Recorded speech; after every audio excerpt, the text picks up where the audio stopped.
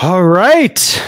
Hello, everybody who's joining. I'm honored to have Kane touch this here. Thank you for not taking offense to my reaction to your video. Loved both of your videos. You're a very talented YouTuber. But I wouldn't go that far. Hey, just look at my stuff. You'll be like, oh yeah. And I'm so glad you took your stuff out of the trash can. But how would that stuff was expensive? How would you want to introduce yourself? So I have a YouTube channel called Kane Touch This. I rarely post anything. It's more sheer love of Clerks that I've made any videos at all. And that love you may see diminish over the next 120 minutes. So it's not a bad start. What's up? Here comes Dante. Mm-hmm. Do you say not a bad start or a good start?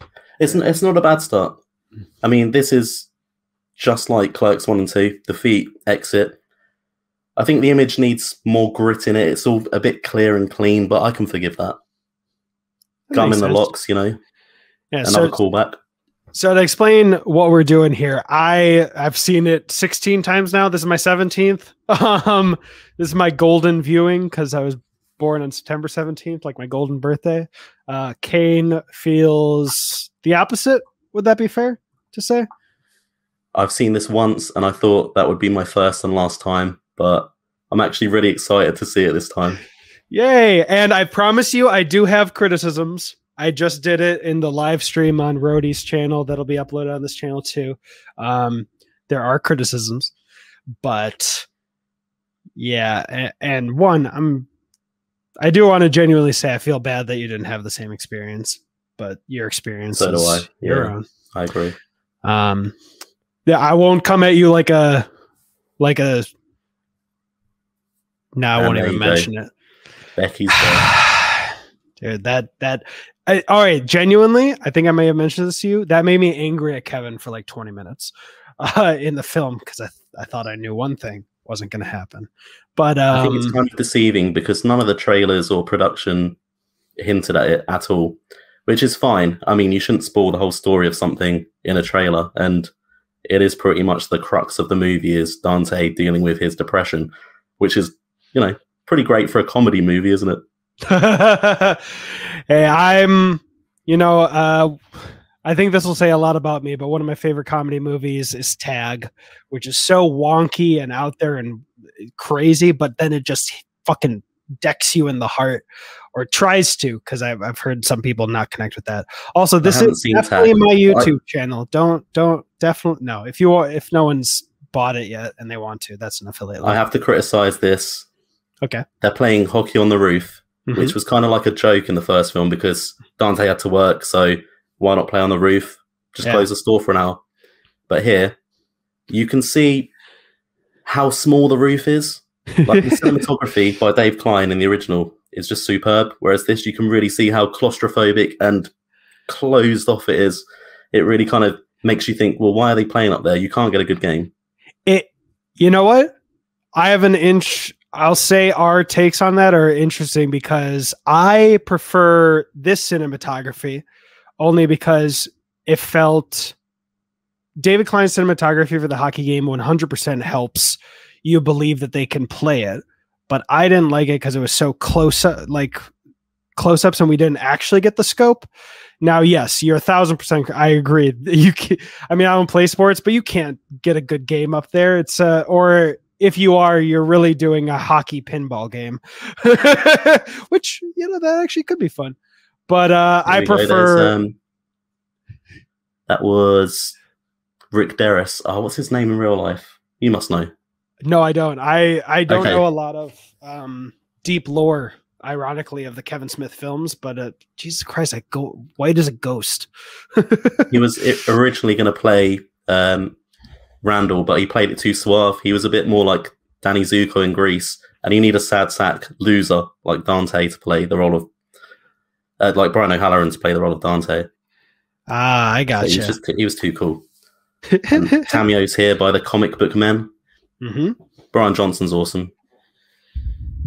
I recommend listening to his podcast. Still a cool dude. But I actually prefer if we had one wide shot of the game, that would have changed everything about me with Clerks 1.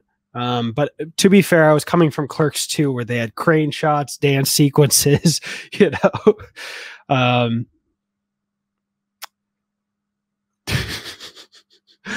All right, what do you think about you like this?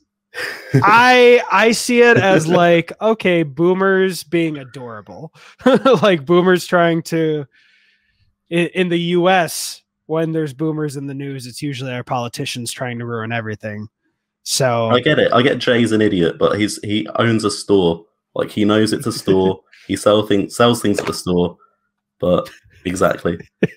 But here he is. Hey, pretending like he's still dealing like it's the 90s, son. Yeah, I can see both sides of it. I just, as long as they're not being racist or sexist, I just lean towards, they're adorable. You know, if he's come a long way from I love women from the first one.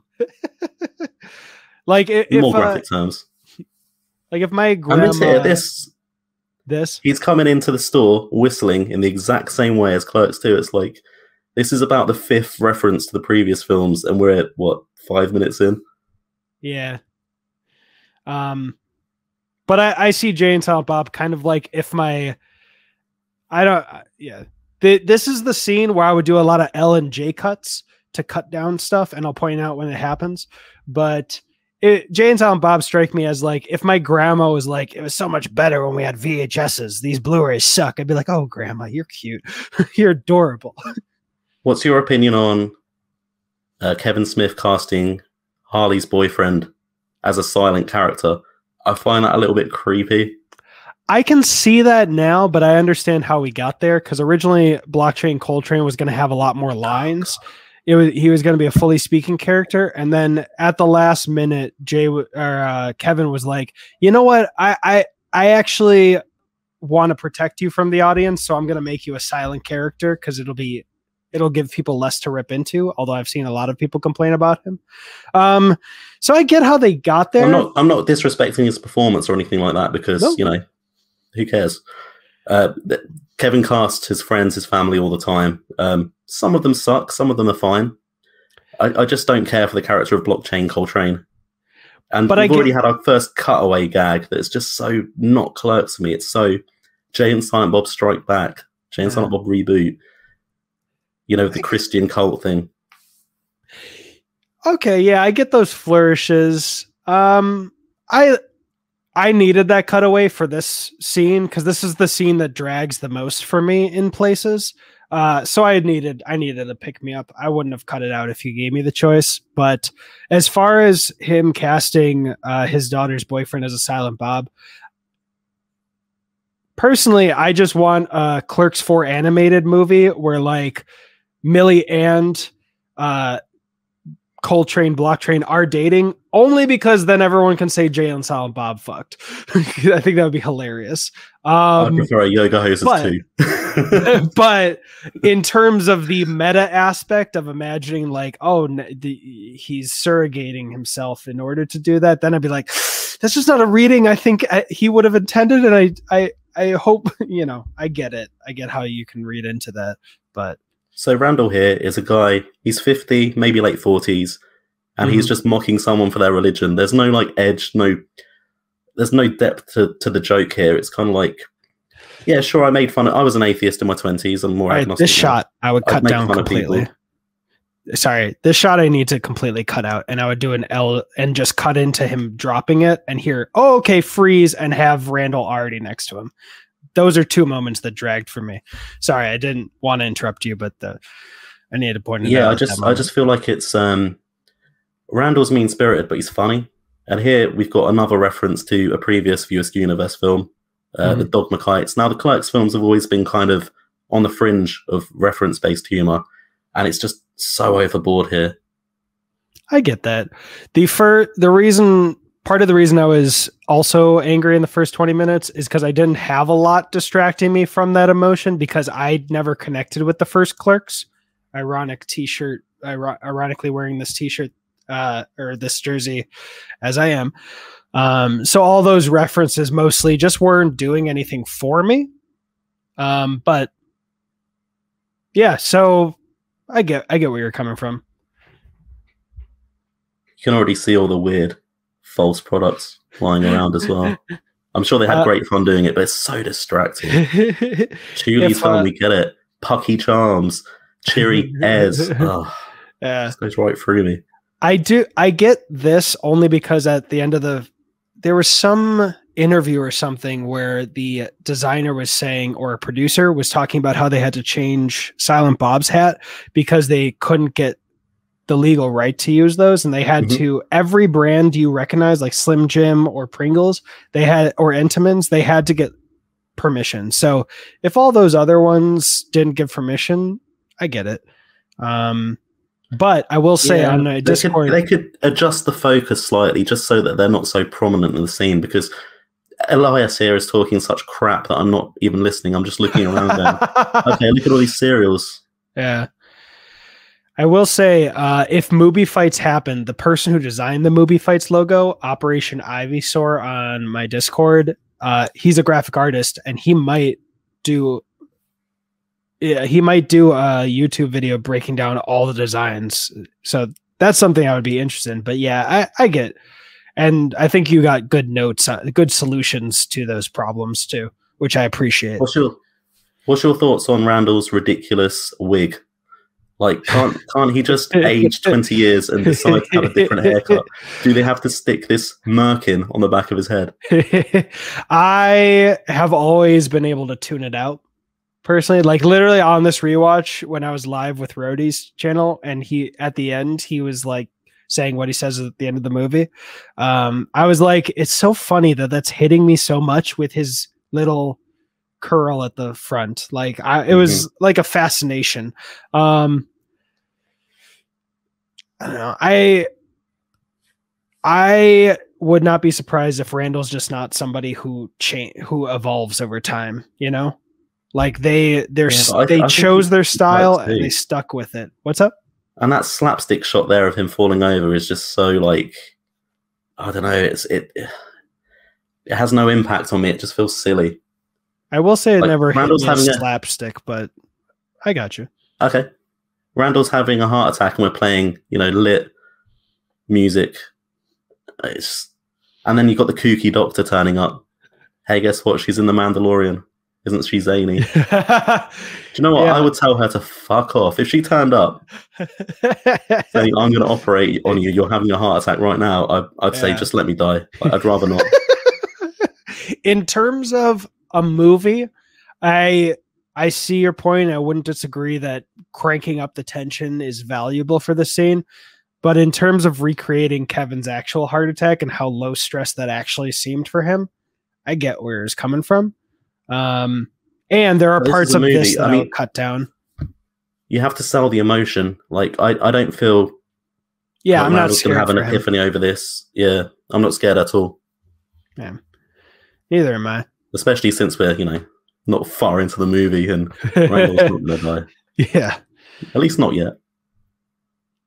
So I wonder how much of this was recreating the feel of his heart attack and how much of it was saving the drama and the horrible feelings. Look, we're debating that one of us likes it, one of us does not. I hope everyone's seen it before then, so I'm just going to spoil the ending. Get out of here if you haven't, you crazy kid. But use my affiliate link before you go. If he was saving all the emotion for when Dante had his heart attack. But I don't dislike Justin Long as an actor. Sorry, I don't dislike Justin Long as an actor, but here, this weird accent he's playing, and like, if you're playing off the real situation of Kevin Smith having the heart attack, do you think there was a 10-minute interlude where Randall or Kevin Smith was worried about the size of his penis? If I was worried about the size of my dick, I would just say, Dante, could you just go away so I can, like, get my dick out? I don't think that tattoo's mentioned later on either, or whatever's drawn on his leg. No, it's shown on Elias's leg when he renounces God. Yeah, I recall that. Okay, so it's just for matching tattoos. For once, a Kevin Smith joke is not explicitly stated. I would cut down this a little bit, but I get it. I'd slice it right out. This could just go. I get you. But truly, I mean, do you know the story of Kevin Smith's heart attack, right? Of course, yeah. Yeah.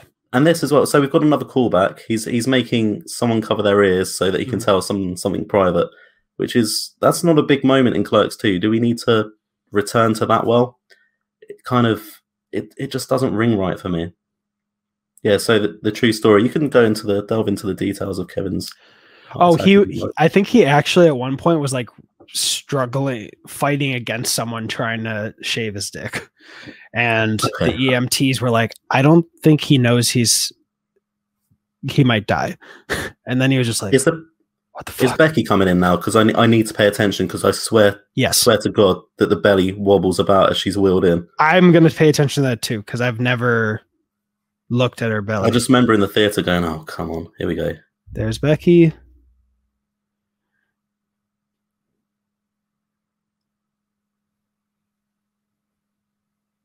Yeah, there was some bouncing.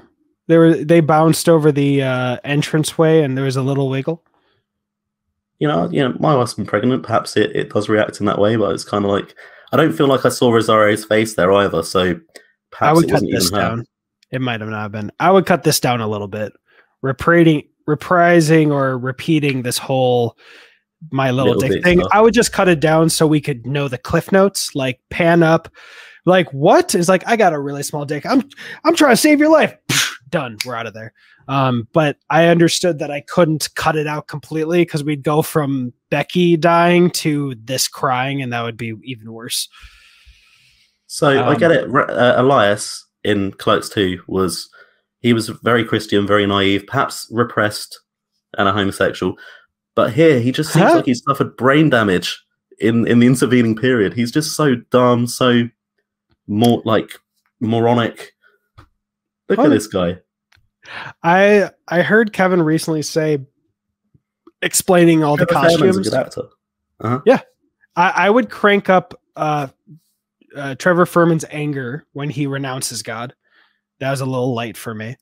And he said that Elias has always been bad at religion. Like he may have faith, but he's bad at executing on that faith, which is why pillow pants and he believes in all that shit. Mm-hmm.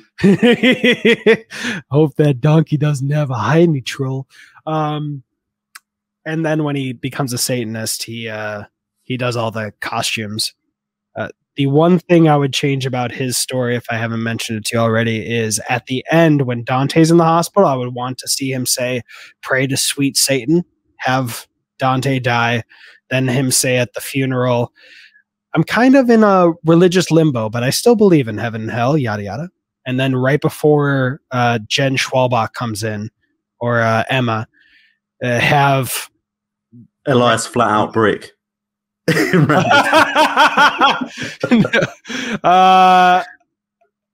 I would be like, yo, Crom is pretty metal, and then have him pray to Crom that last time, and then have him say, "You know what? I think I found my religion.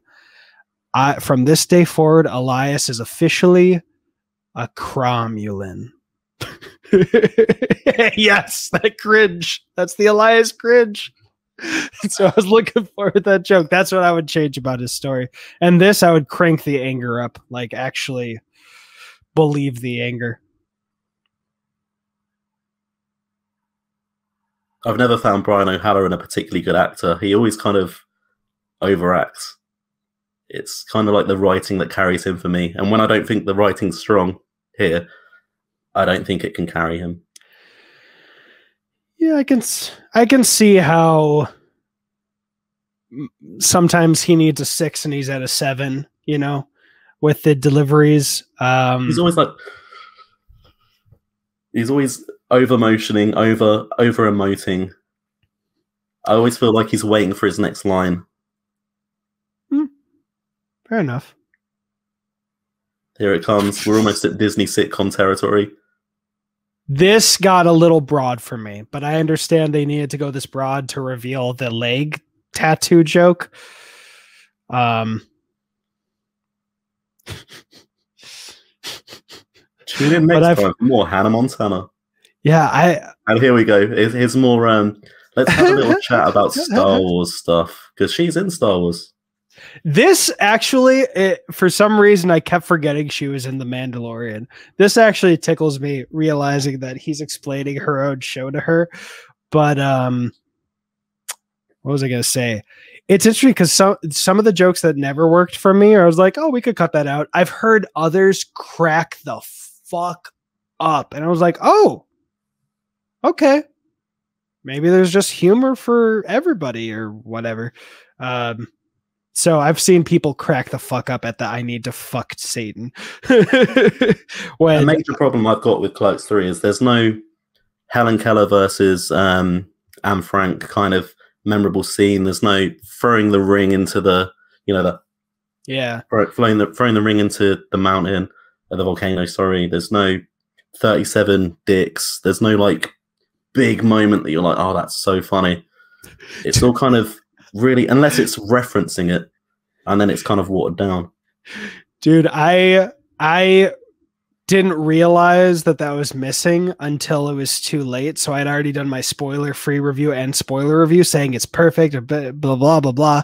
And then I heard so many people echoing that. I was like, oh, fuck. So on the first day that it was in the Roadshow, or no, Fathom Events, I uploaded a video, watch this before, you might want a refund, just to warn people of that. And I got a few people who had just seen that thumbnail and were like, I've heard, I thought you were a hater. Someone commented on that without watching and like, hey, you keep fucking with Kevin Smith. I'm like, stop trolling with Kevin Smith or you're going to have an issue with me. And I was like, dude, did you watch the film or my video? There was that. The Degrassi theme, because Degrassi is not a thing in the UK. I'm not sure it's even a thing in America. It's a Canadian thing, right? It's a Canadian thing. Yeah, I've never watched Degrassi.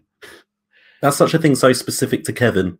Like he had that song playing in his head while it was all happening. From what I've read, yeah, it's just kind of like you're playing to an audience of one, and that's fine. It's his film. You know what was really crazy? I didn't know that story until I was like doing the 13 days of Clerks 3. But it always worked perfect for me. I don't know. The mood really hit me. Like I could imagine feeling that happy, being able to breathe again. So yeah, it's a reference I didn't understand, but you call it 13 days of Clerks 3. I call it 13 days of purgatory. And I'll repeat what I said in the Discord. Purgatory, one step from heaven. Sounds good to me. Dante, you got to do whatever Randall says for the plot to happen.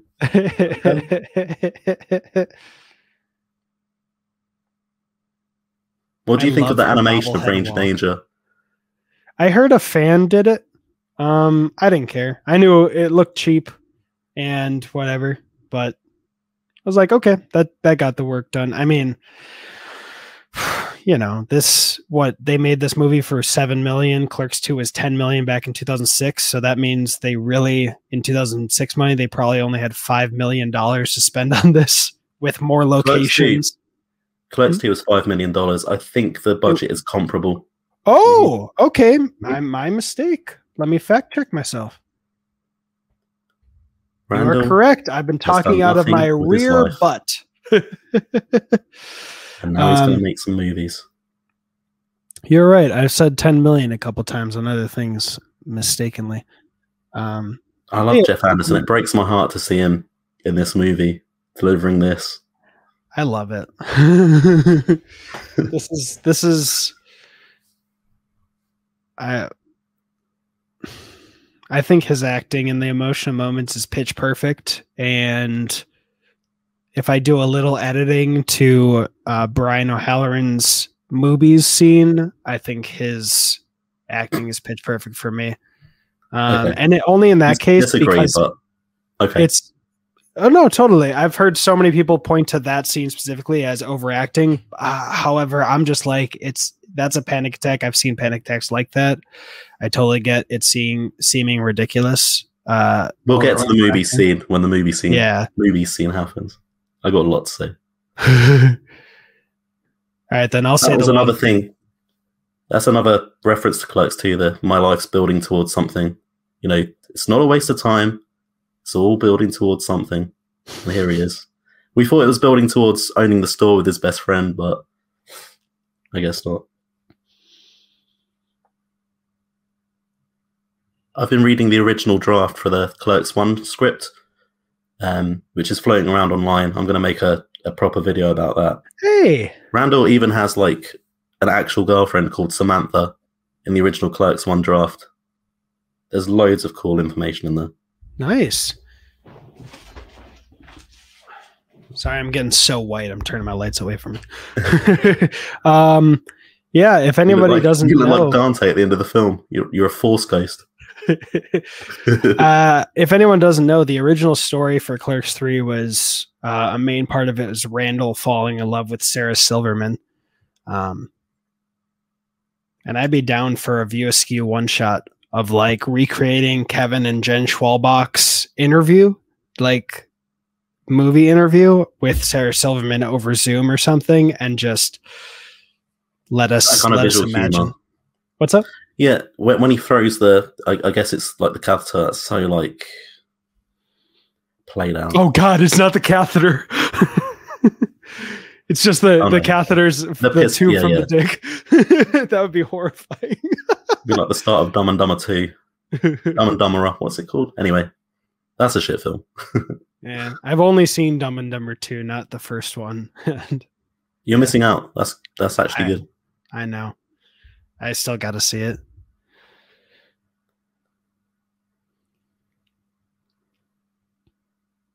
Or with as much feet. Yeah. But I do love this line. That's got to be one of the most motivational lines for male men who have dream of directing.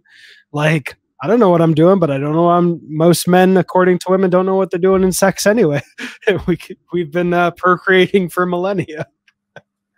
Every scene in the quick stop, other than perhaps Dante's breakdown later on, feels like a first take to me. I feel like if they had a month to film, 2 months, they would have got so much more out of it. But it's a working store, isn't it? Yeah, I was shocked in the Fandango documentary.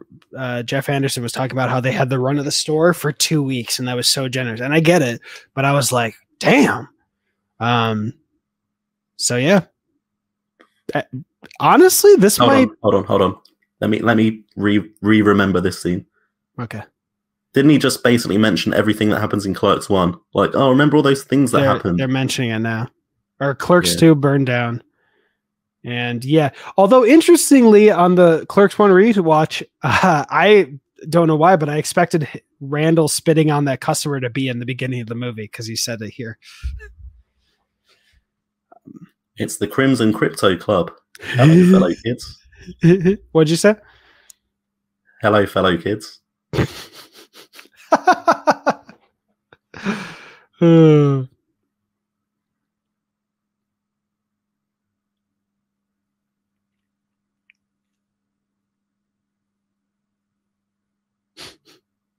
So this is the first Disney teen sitcom scene we have where in comes Elias dressed like a joke. What do you think about that? Do you like that running gag? This is that joke that if it had inched a little more over the line, I would have hated it. But this is one that it worked for me. And mainly, I think, because he's still engaging in the rest of the story. And it's more an unspoken thing, except for the Blade Runner compliment. So the fact that it's not his whole story works for me. When I was watching... I don't know. I feel like you could completely excise Elias from this film and you'd lose nothing. I'll say one random Deus Ex Machina denouement where he suddenly solves all of Randall's problems. Here's why true for that. but I realized something recently is that him calling out Randall at the hospital made him earn his spot as the new Dante, so to speak. If he hadn't actually stuck up or faced off, or not faced off, that's so dramatic. If he hadn't called out Randall, I don't think it would work as well. Like, Randall needs someone who will call him on his shit. Otherwise, he's going to end up on 8chan talking about how white men are being attacked in America. You know, he needs someone to be like, oh, okay, let's dial it back. And then he needs to light a fire under Dante's ass. That's their relationship. It's very codependent. So I like that Elias is here so he can call out Randall at the very least and call him on his shit, so that we know it'll be a more fruitful relationship than just fanboy and king or whatever, you know. If me and Kevin Smith ended up being friends, it would be a very one-sided relationship where I'd just be like, I love you. You're so perfect. This is kind of mean, but like Jay's teeth just, I know he's had them fixed, had a lot of drug problems, but I find them so distracting. Yeah, I like that. I've always just ignored it because I don't want to brag on somebody, because like I'll always remember being a little taken out watching Black Panther, being in the other realm, and T'Chaka, the father, you can see that his eyes getting a little lazy because he's getting older. But I'm like, he just aged. I haven't seen that, but like in the realm of the universe, I don't think Jay's going to get some dentistry done. Perhaps he is. Maybe he made a lot of money off those Blunt Man and Chronic movies, more than we know. He did have $50,000 to lend them to open up the quick stop at Clerks II. And clearly their bank accounts are a lot lower these days. So what do you think of the flat shots? There's so many shots where it's just, here's two people, here's two people, here's two people. Like, people say that about the first film, but there's a lot more shot variety. You might cut to a shot of a cat taking a shit every so often, you know? Or Jay and Silent Bob outside, but this is literally just shot, reverse shot.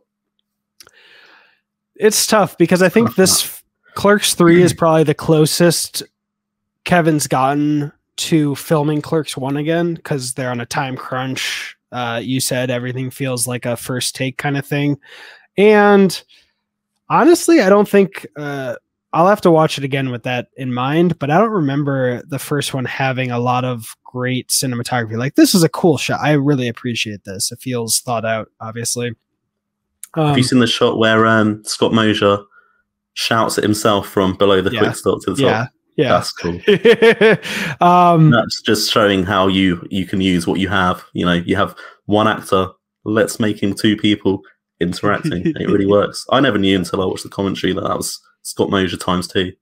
I didn't know that until recently rewatching it, but I get it. I get it. Although this makes a mockery as well. This here, Clerks wasn't written overnight. Clerks was obviously written over a long period, redone, refined, and here he's done it overnight.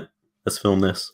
So I'll answer your question really quick and tell you my other change that I would say. I get it. If they had more time, maybe they could make it prettier, but I've been to the quick stop and it is tiny as fuck. So like the moment where Randall does this to Elias, when he was like, oh, doggy show, and there's like a big push in, they don't even have that much space to make that beautiful curved. So I get it. And the time crunch, it's something that, yes, it's a knock against the film, but I can just ignore. What I would change, because I've heard Let me just a lot chime in. Yeah. Welcome to iCarly. Here's the next appearance of Elias in a silly costume. Carry on. I heard a lot of people say that Randall was uncharacteristically mean in this movie compared to his other times. And I was like, well, he has had a heart attack, so I get that. But after hearing that enough times, I ended up agreeing with it. And I think the issue lies in this scene. It feels like him choosing Dak for Dante is so obscure that it has to be an intentional insult. And I would change it. My first idea to change it to the Ewoks. If he was like, no, you're the Ewoks. You're essential to saving the day. and then make it To me, egotistical again and say, but I agree with that. Leader. You could reframe what he's saying, because the Ewoks were obviously really important, but the general audience didn't gel with them. But here it's like, here's the script. Dante's barely in it. He cuts it at the end, and suddenly Dante's the main character. Like, he's looking at the script. He knows the script. I just don't understand. It seems like a plot hole to me. Hey, it could be. It definitely could be. On the upside, they got 180 pages, so maybe there is enough to make a 90-minute or 60-minute Dante film. Did Kevin write his first script and his name was Kev N? And do you know what I mean? It's so cringe, as the kids say. Hey, maybe. I don't know.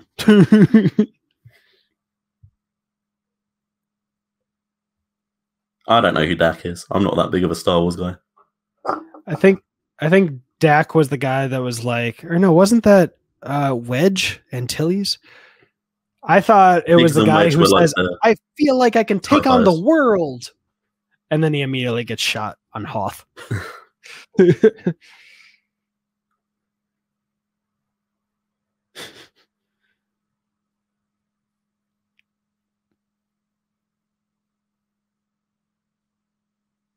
Elias is trying his best here with the material.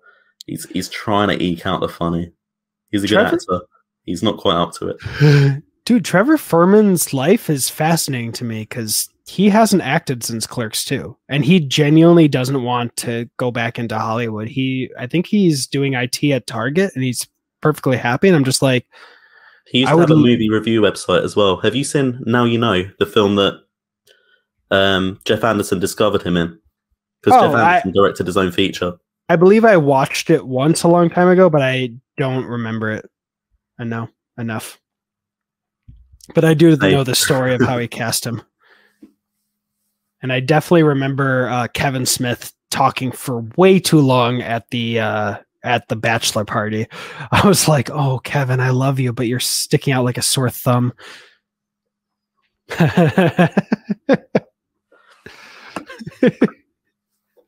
I wonder if you're going to exhale something from what I saw. Did you see that? The amount of money that it's going to cost for his Clerks film, Inconvenience, or whatever the fuck he's calling it. It's like the exact amount that Clerks cost, which I'm just thinking, it's free. It's free for you guys. You own the store. Film it in the store. Actually, I know how it's not. They use a red camera. They got a huge disc. They must have got a huge discount on a red camera because I think those are like $50,000. But if you do on an iPhone, 100%.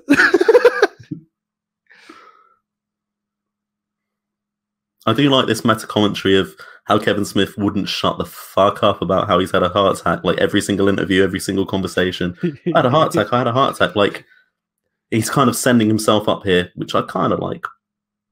But Randall just seems like an asshole. Like I don't feel like Kevin was ever doing it to be an asshole. He was like having a born again experience, whereas Randall's like, just do whatever I say. I had a heart attack, by the way. Oh no, here we go. Oh, Cringeville.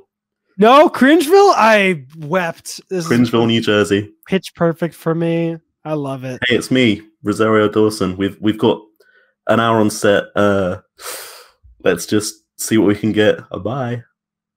Hey, I love it. This is what made that choice get earned for me. If they didn't have Rosario Dawson in this film and have these moments, I would have been like, gosh, damn it. They didn't. What do you think as a father? Like, there's no little girl there. There's no pregnant belly. It's just like Becky's dead, but you know the baby she's pregnant with, and especially given Dante being a Catholic, clearly a Catholic, he always wears his cross. Well, one, Dante clearly doesn't care about blasphemy because he's with Randall. And this is a dream, or I see it as possibly a dream. One, this could either be his sense of humor, because he's always joked about stuff like that with Randall or whatever, or he's been around it. And partially it could be his nightmare that the love of his life is fucking a bunch of dudes. And then third, he does have sex with a real person in this film. So like, why not? If he can fuck down, two wrongs don't make a right for me. Oh, I love both of them. It was Danny Trejo shows up later on. If I had a machete, yeah. I would take that. I would slice my own head off if I had dreams of my dead ex-wife fucking famous guys in the afterlife. I'd be like, I'm out. This is it. Or I'd move on at least. Yeah. Actually, you gave me an idea. When they're leaving the movie theater, I do wish we heard a line from her saying, I want to introduce you to someone, or I've got someone to introduce you to. Ooh, that would have been... my mind would have been lit on fire just with the possibilities, and I would have, beautiful. Rosario clearly had it in her contract that she was not kissing Bryan O'Halloran. She's like, I did that in Clerks 2. I'm not doing it again. I truly think that Rosario Dawson wouldn't have minded, It's just more about the sweet moment than the romantic, I guess. So you think this is a good performance? I don't. Him? I don't. Yeah. Rosario is brilliant. She's phenomenal actress, actor, whatever you say nowadays. What's the PC term kind of thing? But it works for me, and I can see how it might not work for someone else. But oh my gosh.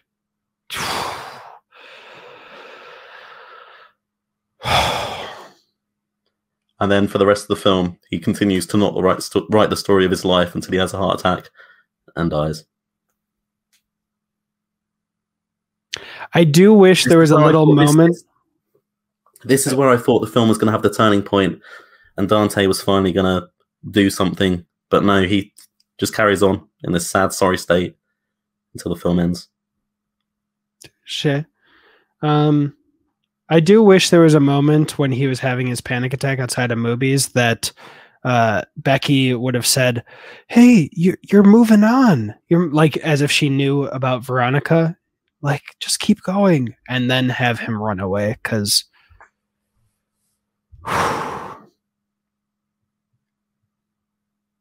yeah, I don't know, it just hits me. And, I think there is a power in being able to be supportive of someone else, like either walking with someone on their journey. You're still progressing. It might not be your own personal journey, but there's something. Okay, it's time for Cameoville. Hey guys, remember this? Remember this, dude? I'm just hearing your YouTube video in my ears, and I love it. Hey, remember her from Buffy? Hey, look, he does podcasts with him. I don't know who that is. Benoist. Supergirl, TV show Supergirl, and then her husband comes on here too. I love this. This is one of my favorite lines. I'm not even supposed to fucking be here to fucking day fucks. I've seen him in Reboot. I don't know what he's from. I think I've never watched the Impractical Jokers, but they're Impractical Jokers. And the guy who is just Power Grayskull, is Melissa Benoist's real life husband, I believe. And is this funny to you though, recognizing people that you've seen in other shows? It's, if they didn't do anything with it and give me something to laugh at, then I wouldn't care. I mean, that's why I don't watch Reboot a lot, and I think it's fair to say that there's a significant amount less cameos in this movie, or at least it's very surgical, where they choose to have a bunch of cameos instead of sprinkling it entirely throughout. So I think it works better in this film. But even Reboot, like, I don't love that movie, and I do love the heart, the little story of the father-son story in there. But I also see it as like an Avengers Infinity War or Endgame, where it's just a celebration of Kevin still being alive. That should have been Reboot. Like, Clerks 3 shouldn't have all this for me. This works for me only because it is casting. that like this one I would never cut out. I could see arguments for cutting out all the cameos and the crypto clubs and stuff like that. But this, I mean, you do go through. I've done casting for projects that didn't work out, and I love the different parts of this. Scott like Mosier. Everyone having an opinion, Scott Mosier and Freddie Prinze Jr. But everyone having an opinion on it. It can get really chaotic when you got 20 people giving you 20 different opinions on one thing, and you're like, can we just do what was written? I don't think you could have done this plot justice with any script. I don't think you're going to get anything out of a story that refilms the first Clerks without rehashing literally everything. Unless maybe he made a zombie film in the quick stop, like just something completely left field. Yeah. Where you don't have to pull from the well. I get that. Kevin's mom. Yeah. I will say Rise of Skywalker made me retroactively hate episode 7 and 8 when I only had criticisms and notes.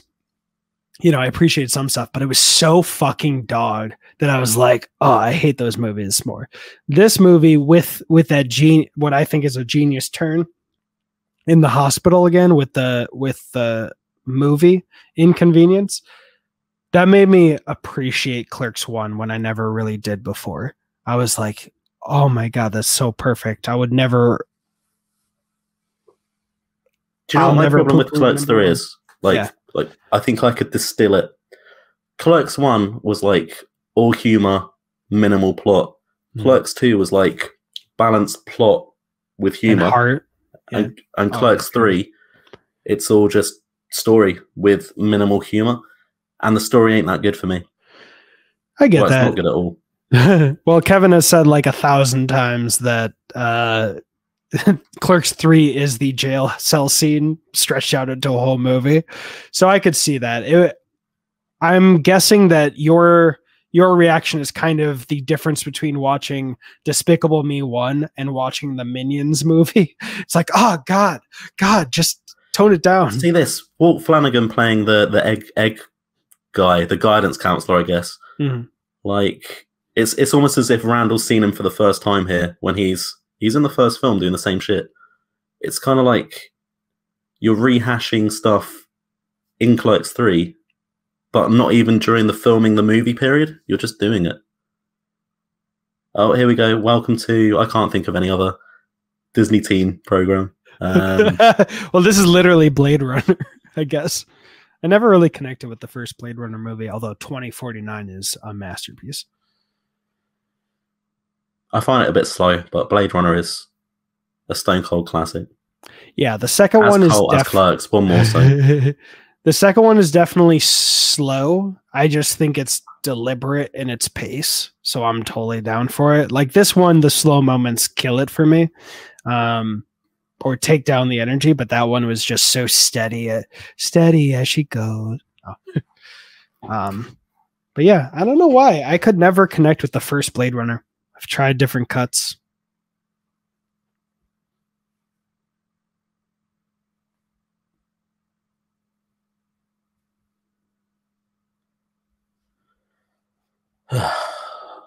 Transform you shall, Bumblebee. Get it? Because he likes GoBots and Transformers. You know, I've actually heard a criticism that they didn't have Elias talk about the Transformers movies. Someone wanted to hear his take on the Bayformers.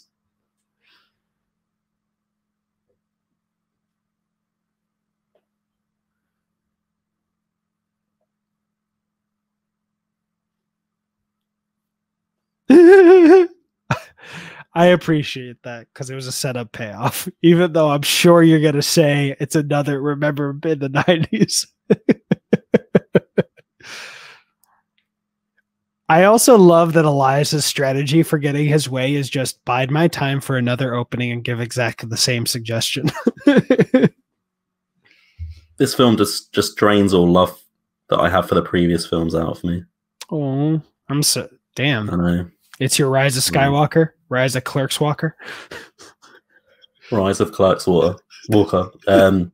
Alien 3 Clerks Edition. Who was the director of Alien 3? Was that David Fincher? It is David Fincher. His first film that he directed after predominantly making music videos. Did you hear Kevin's story about meeting David Fincher at Benifer's wedding? Or Ben and JLo's? He met him for the first time ever and had, for some reason, never looked up an interview or a photo of him. So he's like, "Hi, I'm Kevin." He's like, "Oh, I'm David Fincher." He's like, "That's what you look like?"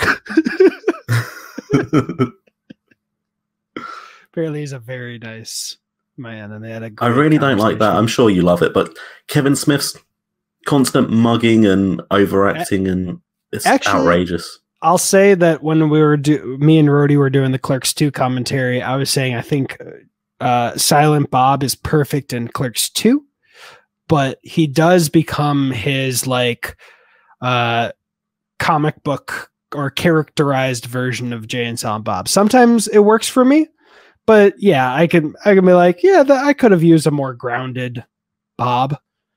Like it seems like in Clerks 1, he's all just a real guy who's just smoking, and then every once in a while he likes doing, dancing. And 2, he's kind of in the middle of it. He's a little more cartoonish, but not so much. And this one is a full caricature. So I get it. It's just one of those things that... Sorry, I messed up my So here's Marilyn Gigliotti. Mm-hmm. I really thought the turning point here would be Dante finds love again, rekindles his relationship, maybe gets some lasagna.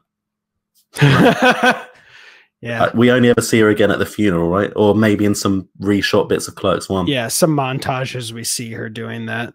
The leave change moment, be honest. I object the term montage. When I think montage, I think Rocky. I think, let's beef up. Touche. Yeah, it's like I'm not married to that term. It is an extended. It is a montage, though. It is. If it's a montage, it's very extended, and it's much meatier than, you can't slap a song over it and be done in one song. Veronica, I know you're having a tough life. Why don't we fuck in this car in front of everyone? Okay. Well, wait, before we do that, let me reference the number 37. Remember that, guys? That feels like character continuity that she would want to fuck after him. I fucking love this moment. If Randall had asked me, I would have said no, but now that you're here, it's really nice to see you, even under the circumstances. That felt it felt like chicken soup for the soul. And I'm a vegetarian, but I gobbled it up. And then her saying fucking, just, it seemed continuity for her to me. I don't feel like she'd say want to have sex here. Like, you just basically made her into the pure slut character. I think it's reductive writing. Maybe if they held hands or something and he said, "I'm sorry for 20, 30 years ago," or whatever. Sorry for choosing a woman who had sex with a dead guy in a bathroom over you. I'll agree with that. If he had, yeah, I'll agree with that. If this is, well, I don't know where to naturally put an apology in this scene. He's putting something in a Jay masturbating though. It took me a few times watching that to see that Jay started masturbating. There's no berserker in this film either. Yeah.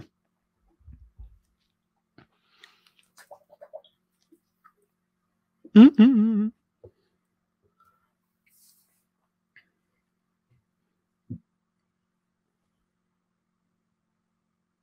Here's another true story from Clerks where they did just stop the cat from shitting all day just so they can get that shot of the cat shitting in the litter box.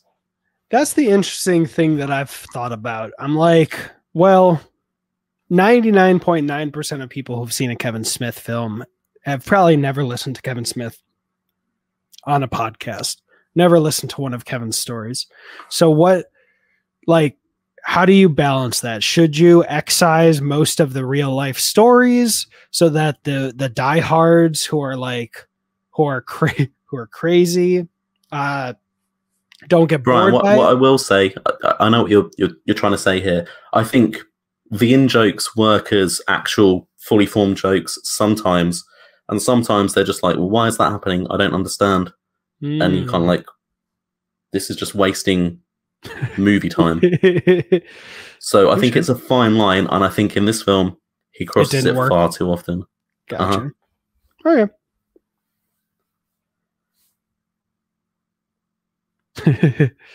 Here's the cinematographer. Now, I said I liked this scene the first time I saw it, so let's take a look and see if that still stands. Get it? DP's like double penetration.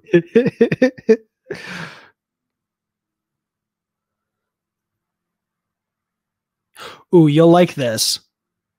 Travis from the live stream on Rhodey's channel pointed out that they've been to movie sets more than 4 times. Good Will Hunting 2. That's it. I'm out. I'm out.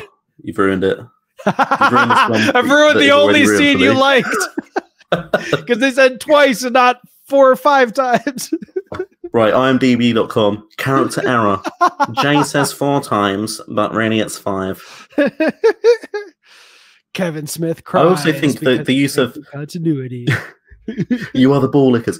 I also think sorry, the use of black and white in this film doesn't work for me. Like, I like it in the first one. I like it in Clerks 2 where it's black and white, goes to color, and it's black and white again. And this, it's just kind of, it just feels like, oh, it's got to be black and white because the first film in real life was actually black and white. It works for me only because, one, we couldn't have that callback at the end if it wasn't black and white. 2, you definitely have to justify it because there's no budgetary excuse to do black and white. It truly is ugly. And 4, I forgot the 4th thing I was going to say, and I'll think about this it. Scene here. Why is he calling Emma? Why is he calling Emma via FaceTime in front of the store in such a weird manner? Why would you do that? Why not just do it in the store? You know why it is? It's because they want to show Jen Schwalbach on screen. Like, he could just call her and it could cut to her sitting down holding her phone. It feels really awkward and forced. Much like the sex was between Veronica and Dante. There was no force at all during the sexual intercourse. Consensual. The consent. I wonder how many penises she'd sucked by then. Hopefully just 39. This one I just get because, well, 100% it's filmed in Jersey. So I don't know where they could have filmed for this. And 2, if we can't go to her location to film because it would spoil that she's not in Florida, then I'd rather go for the more visual option. They could have shot her on a couch, like by an actual telephone or something. Like, shoot it at Kevin's house. He's got a big house. True. And Emma's rich. Yeah, they may have. I will say that pool definitely is out of my budget. that in-ground pool. The 4th thing was I absolutely love, because by now we both know that Kevin did Clerks 1 in black and white purely for budgetary reasons, but all the critics who thought he was going to be the next Scorsese intuited that was the reason it was black and white, to do Silent Bob, or Shooter Bob's whole reason. So I absolutely love that he repurposed that falsehood that really might have given him a career, that misunderstanding, and put it into the script. Right. See, this guy, I don't know if you just saw him, but he looks no older to me. It's like 30 years on. Right? I think the guy that actually, this guy who I think he owns the audition place, he looks no older to me than he did in the original Clerks. Like, that's amazing genetics. That's New Jersey genetics. That toupee hasn't aged one day. Something's this in is the kind of Jersey weird to water. me as well. Like what Randall had a production budget where he decided to dig up costumes they literally wore during these moments in their life 30 years ago. I'm maybe overthinking things. This may be a nitpick, but it's weird. This is also, as you probably know, a real thing that happened in real life. Yeah. But does it translate humorously to the film format, or does it drag it down? Is this not Randall showcasing his directing skills by just not being there. Like, I'm so great. I'm gonna piss off now. Well, I don't think I'd ever read it exactly like that. Although I do remember one thing I was going to respond to you about Randall's hair.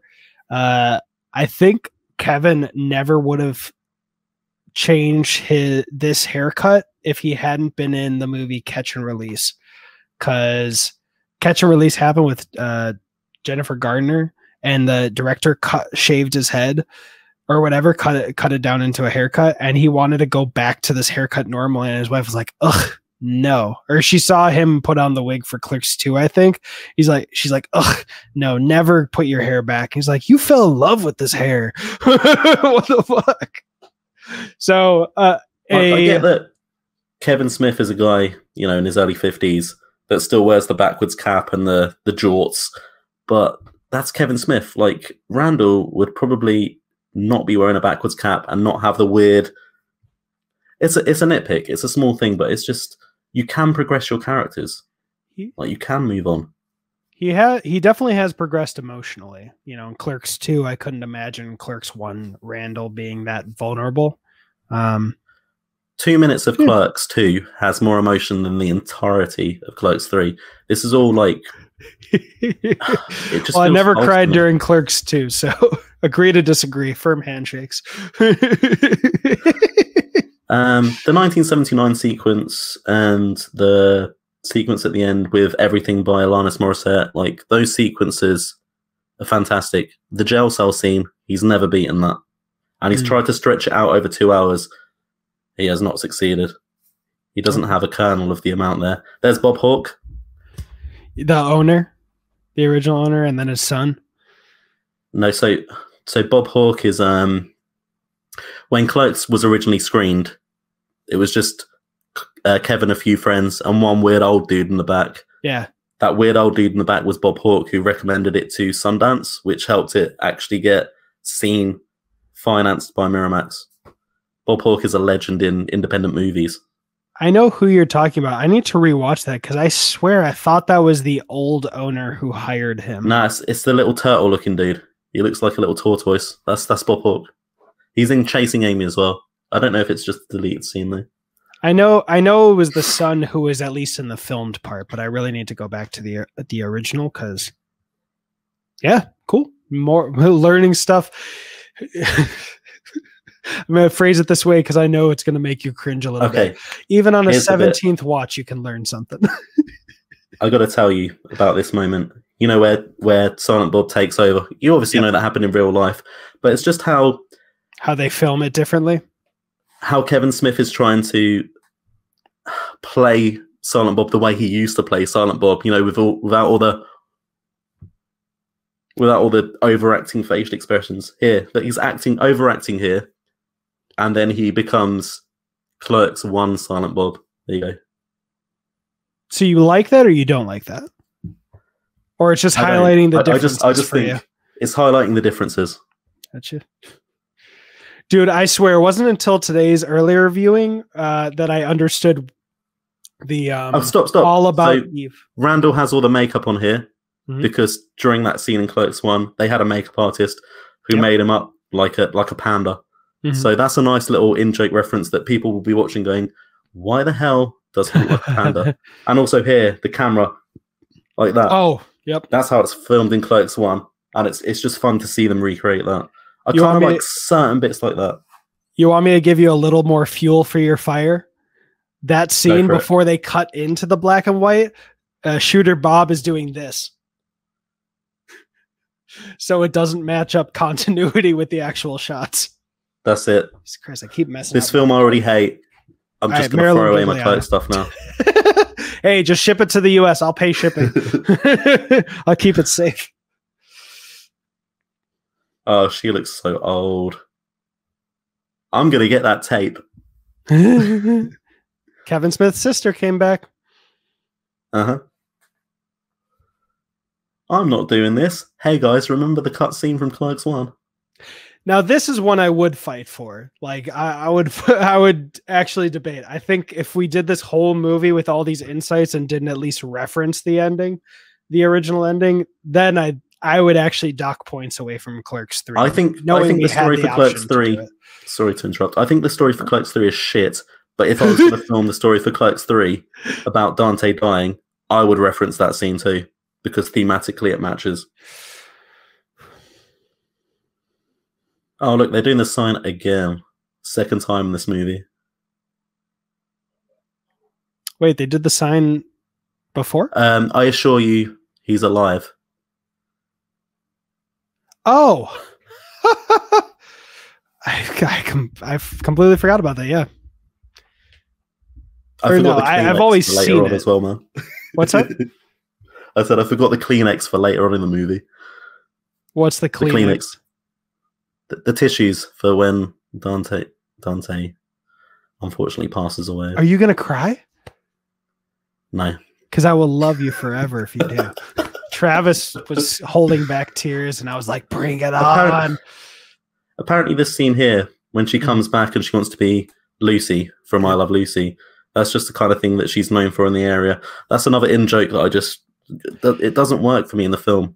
Yeah, apparently I heard that in the original one, she was like, I can also do a great Lucy if you need that. Can you use that in the film? And Kevin's like, I don't think so. So he finally gave her the chance to put her Lucy on film. Or Kevin didn't appreciate her ruse.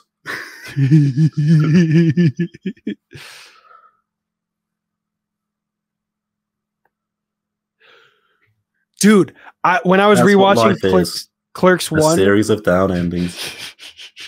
When I was rewatching Clerks 1 for Rhodey's channel, I was shocked to realize that he did flub the line the first time. So now this is just a 28-year-old. I wish I could afford a retake. And I love the idea that he's just silently been chewing angry that that one line or one word got missed out. Also, all respect to Thomas because he made a beautiful kid.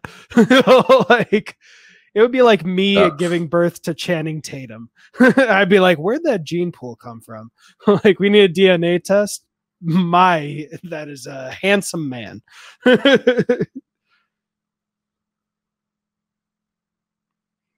Elias in another funny costume. I think they wasted Scott Shafo here as well. I'm not sure how you pronounce that. He doesn't really interact with them outside of recreating the scene. Like they somehow dug up the guy 30 years ago who was trying to sell gum. Just doesn't work for me. Would it have worked if Veronica was there? Like she's waiting for this whole refilming stuff is something that I wanted to see, but just doesn't work. Okay. Here's Rick Derris. Yeah. I think he was supposed to play Randall originally before. Yeah, he was. I've never heard anyone at all go, Asian design major. That's so like non-PC. That's ruined this film for me. That's a racist. It's like Dante's insecurities in the first film. Oh, an Asian guy and his name sang past tense. It's like him expressing his insecurities as a character. It's not like being made fun of because he's Asian.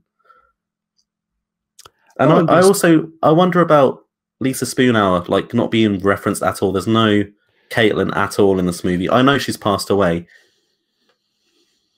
Honestly, I'm not sure what they could have done in its place. Yeah, I couldn't imagine Caitlin coming back and having a similar scene to Veronica, but being like, you're not putting the fact that I fucked a dead guy into your movie and then coming around. I've got problems with this as well. This doesn't feel like the movies from Clerks 2. Like, it's not.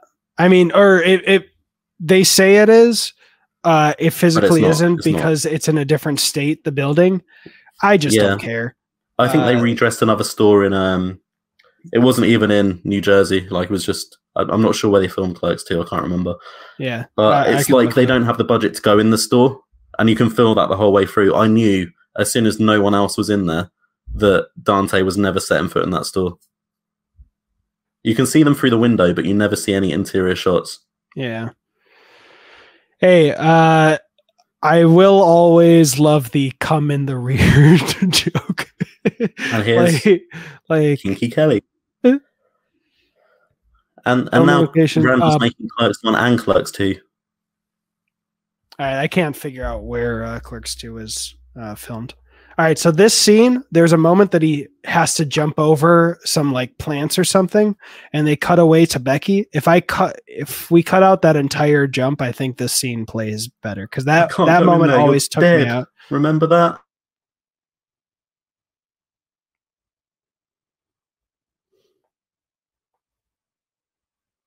And Bryan not lifting up the shirt too high before throwing it down. I think those kind of take me out of this moment a little bit. That jump is goofy. Just cut it out completely. Right. I lost contact there. What timestamp are you at? I am at 1 hour, 10 minutes, and 25 seconds. Right. Could you skip to 1:10:05? I got to see this jump. All right, you do the jump. I can't stop for my continuity. Okay, yeah, okay. Let me get to what 25. Here, skip to 1:11, and I'll tell you when I get there. I'm 10 seconds away from it. Okay. Okay, he's whimpering. He's running away like a girl. Okay. And then like I might take issue with that phrase, but in an effeminate manner. Okay. Back at the quick stop. All right, skip to 1:11:30. Yep. Because I'm almost there. Okay. You at 10 seconds away. I'll tell you when I get to 1:11:30 so you can hit play. Can you say 36? 36? I'll tell you when 36. Maybe we should go 37. No, don't 36. All right. 2, 1, 36. Okay. 37. 36 hey, is remember still a Clerks reference to the animated next series? Yep. I actually love the whole someone spent all my $5 bills I got at bingo at the strip club. Bitch. I'm actually fully okay with it. See, I don't see why Randall's so pissy here. Like, he knows his wife works at the place where they're trying to film and his wife's dead. It just doesn't ring true for Randall to me. Randall's an asshole, but he's not. He's in tune with Dante enough that he would understand. This is forced drama. The reason I think this works for me is because he does recognize that he may have messed up bringing them back to movies. However, he did have to go through whatever work it took to get an actual donkey, pay that transportation fees. They had to get Jay and Silent Bob to distract the employees so they could get in there. So I can imagine that being like the most important day of filming in terms of logistics and how complicated it is. And then immediately after, he's just venting his frustrations out. And maybe tomorrow he can be like, dude, I'm sorry, but that was fucked up, but I shouldn't have snapped at you as hard. And then it just keeps getting more emotional and they get caught up. So but I'm not telling you you're wrong for how. I'm not going to go into detail about the Wanda Sykes scene from Clerks 2, but this kind of feels like a rehash. Like, let's get some bombastic, African-American woman to start saying things. It kind of feels ill-judged because I don't think she's saying anything funny. And it undercuts the drama when, the inevitable is about to happen. When she's saying, that's what I call acting. It just feels wrong to me. And here we go. All I'm staring at here is hater tots. Like, he's delivering some really sad stuff and he's going, I'm just reading hater tots.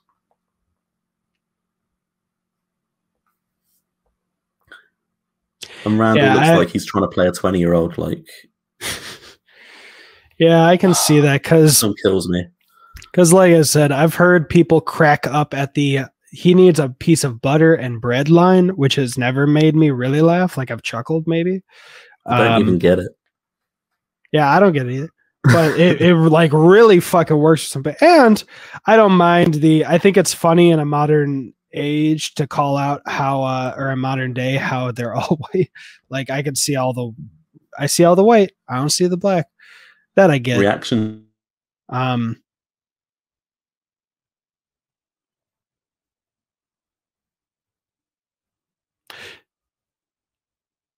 want to just bring a little attention to Randall's reaction after Dante says he quits their friendship. Oh no. Kane, where did you go? You're frozen. Oh no.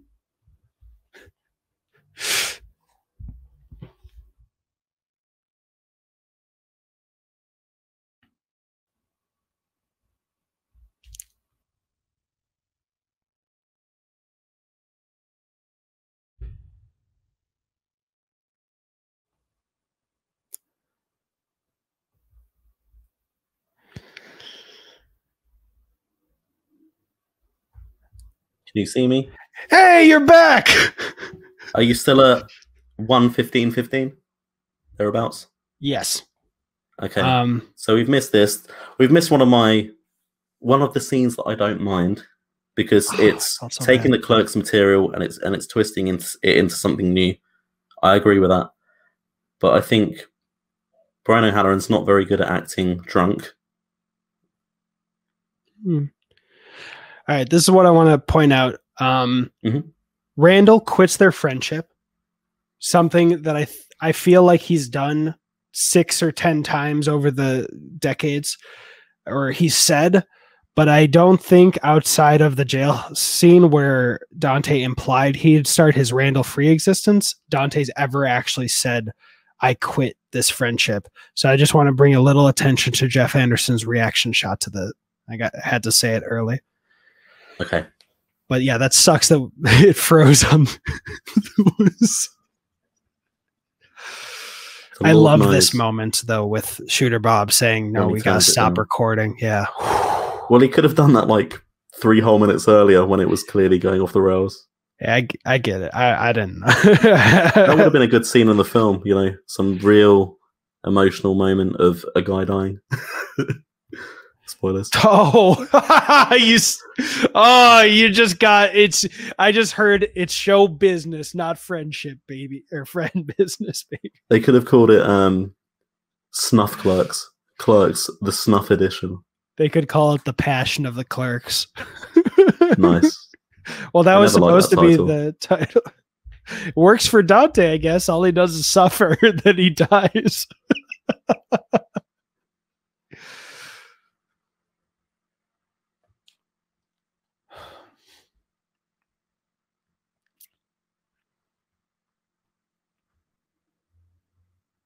As your friend. Oh, fucking friend. Okay. Randall looking at him. How that? Hey, guess what, Randall? Hold on a second. Let me die on cue. And there he goes. You motherfucker. Oh, it's just like a different film.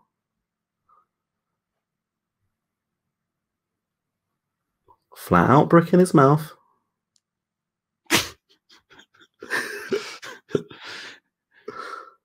If Kevin Smith ever did a multiverse, View Askew multiverse movie, I would 1000% hope that he did that alternate ending.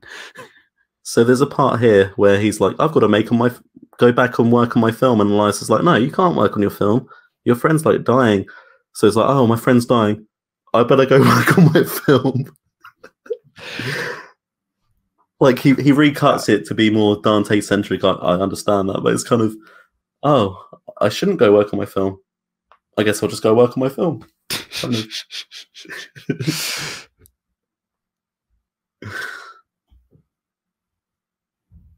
I get how he somehow thought Dante would be fine here, and then when he realizes, why is Randall not asking for the original doctor? Why is Randall not saying, "Where's the super witch doctor that healed me"? Oh shit, that might have been. Well, no, he already had the surgery and whatnot when he came back, so maybe the doctor did do their job, and complications still ended up failing. I agree with that summation of Nolan these days after Tenet released in theaters, because I was just like, this didn't need to release before theater crowds were ready. Ever since The Dark Knight Rises, like, I've wondered why he must use IMAX cameras and everything, because I can't understand what people are saying. The mixing is just so fucked. Yeah, you start with Bane like, and then you get to Tenet and you're like, excuse me, the guy doesn't even have a mask. Christopher Nolan's interesting to me because one, he was laughing about how everyone was like, "Are you sure you don't want to give the protagonist a name?" And he's just like, "They don't even get why I did it." And I'm like, "Yeah, I don't get it either. It fucking sucks. I want to care about him." But then he also had an interview where his director friends would call him and yell at him for mixing what you were just saying. He's like, "Ha ha ha! Oh, it's so funny that they're so angry about how I mix it. They're so precious." And I'm like, motherfucker, I know you don't have YouTube because you don't have a cell phone or whatever, but every single YouTube video about filmmaking is like, the image is not the most important thing, sound is for audiences. How do you not get that? So he seems like he's getting a little, he's getting, I don't know. It's gone to his head a little bit. And I think he needs to write his movies, co-write them with his brother, because his brother's good at character. I remember the guy's name, the Rick Derris guy. It's Ernie O'Donnell. Okay, just say. Sorry, what'd you say? This is from the Ernie O'Donnell. That's the name of the Rick Derris guy. I just remembered just out of the blue. See, this stuff's from the trailer. Like, oh, Randall, he's running. He's trying to get fit. But no, it's right from the end of the film. Subverts your expectations. I never watched the trailer before seeing the movie. Subverts your expectations. Last Jedi shines. I will say Rian Johnson, although I love Knives Out and I'm so excited for Glass Onion, I will say I saw an interview with Rian Johnson. Someone was like, so after all the criticism about The Last Jedi, is there anything that you would change now? Do anything you learn from public opinion? He was just like, no. I was like, okay, buddy, there's always something to learn. Like, I don't care if I had thought that movie was perfect. I still think that answer. I gotta say, this guy here, super duper editor. The way he can do it in a matter of hours, he should be hired by Hollywood. Like, instantly. Here's my counter to that.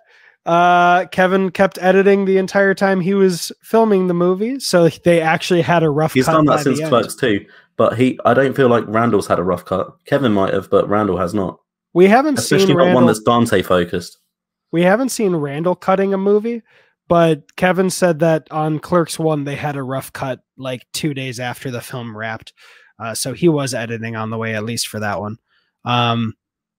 So I could see it be easy at like selecting half an hour cut and deleting it, selecting another half hour and deleting it. I don't get it. Why would they think he's called? I don't get it either, but I just love it. They're pot-induced dementia. Bryan. Excuse me, my name is https://ly/watch Clerks 3. Affiliate Next link time, let's watch a good film. Let's watch Clerks 3. So Clerks 3. Fuck you. This is delightful. Oh man, I can't believe I'm remembering now, but I plan to start this recording with, and now we're gonna fight and tell Kane why he's wrong. Like as a fake, because I remember you had a fair concern. You're like, are you just gonna make me look like an ass or something? And you're worried it might be a contentious commentary, but I'm down. This just doesn't work for me. Like, Dante is catatonic. Like, he can't talk. He does consent right there. He nods a little bit. Oh, he goes. That's right.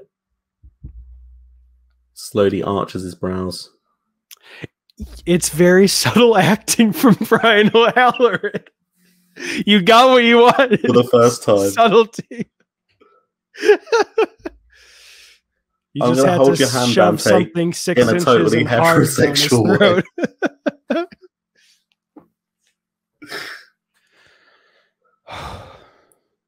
Randall sucks in this film. Randall does nothing.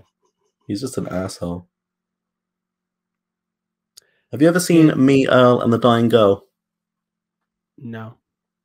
Okay, so the denouement to that film is pretty much exactly this. The guy makes a film for this girl he knows, kind of girlfriend, and then she dies while watching it. And that was released, a few years back. Maybe that helped detract from the ending for me as well. I'm not sure if Kevin's seen it, but very reminiscent.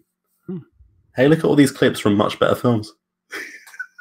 This made me actually Clerks 1 will always be third on my Clerks ranking, but it made me love that it existed. And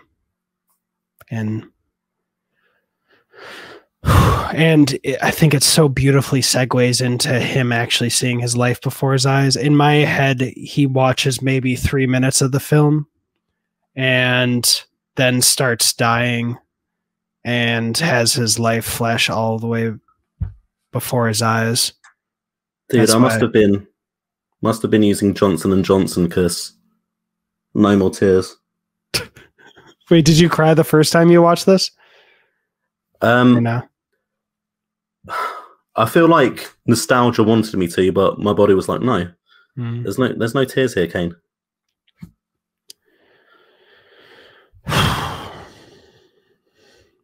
Now this hit me hard. And then when Becky joins him. Hey, it's me, Rosario. I've got another half an hour. We could film a bit more. Hell, Kevin didn't even expect her to show up at the premiere. That was like a full surprise for him. I don't know who.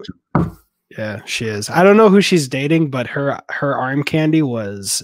She's going out with one of the senators, like Cory Booker, is it? I have no idea. I just know he was. Oh, I think she was dating him. This must have been a different. I don't care.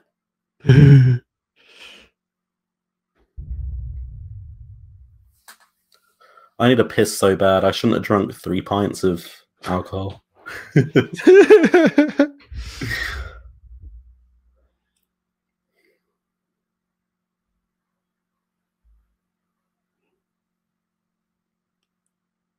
I'm watching you. I'm watching your eyes.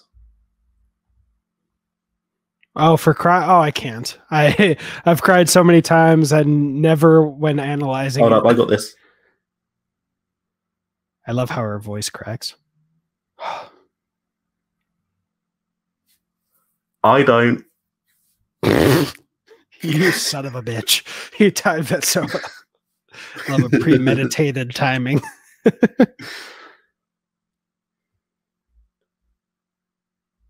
He was my best friend. Well, was he?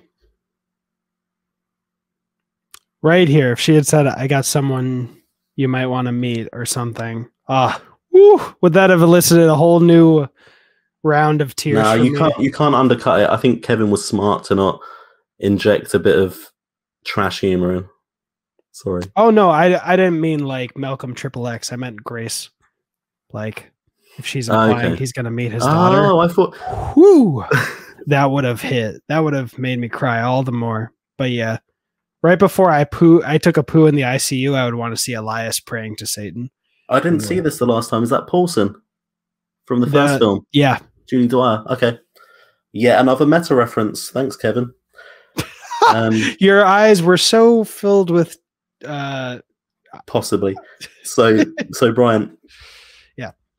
Right now, Randall's being investigated because he was the last person with a body and nobody was allowed in there. So Randall's going to prison for potentially causing a heart attack.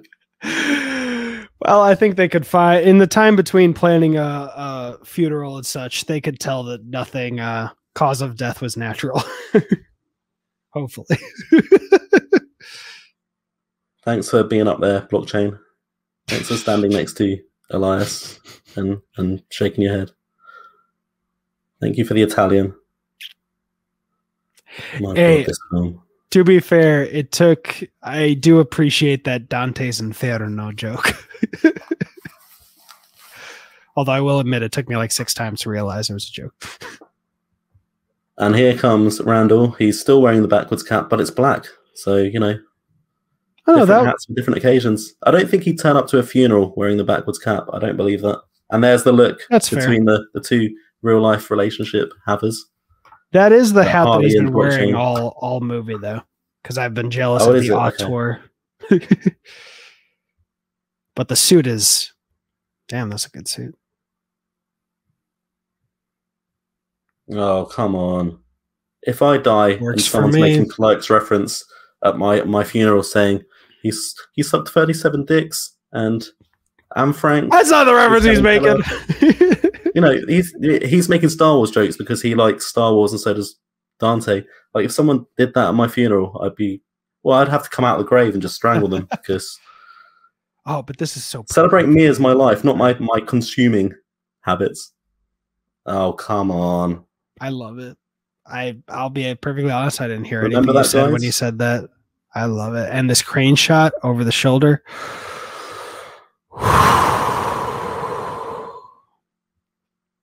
It works for me. It gets me. Sorry, man. Tickles that heart. And the third time, the rule of threes. Here's the sign again.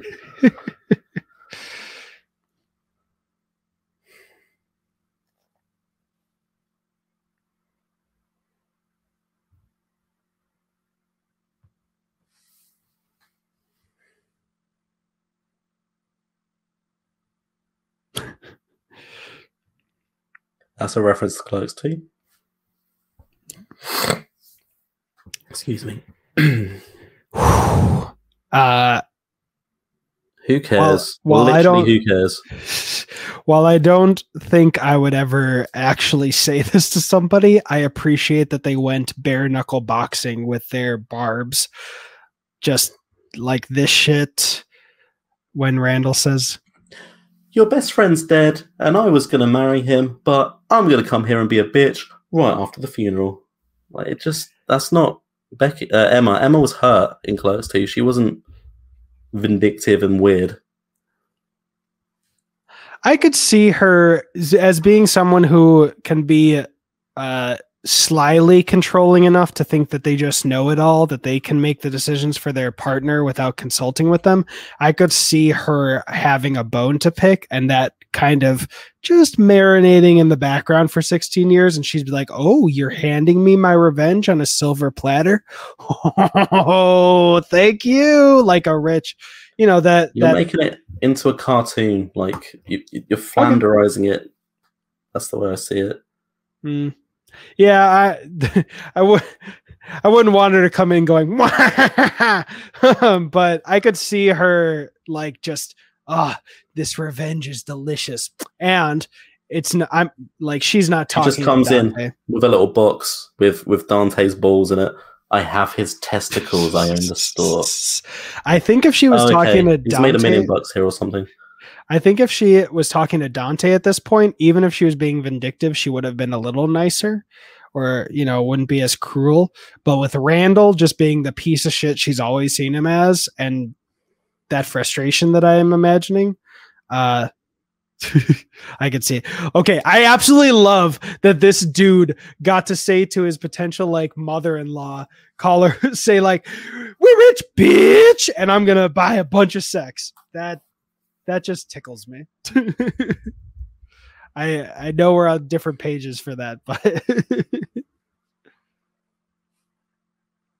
it's such a crap ending. They should have ended it at the funeral and maybe not had the whole bit with the owing money. Just cut Emma out. Don't worry about it.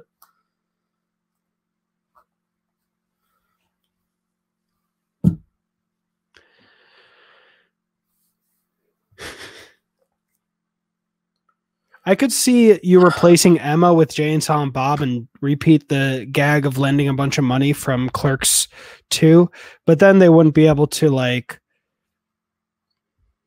then there wouldn't be as many stakes. I mean, I know it's not much of a stake, and I've never felt concerned that they were going to lose the quick stop to her, but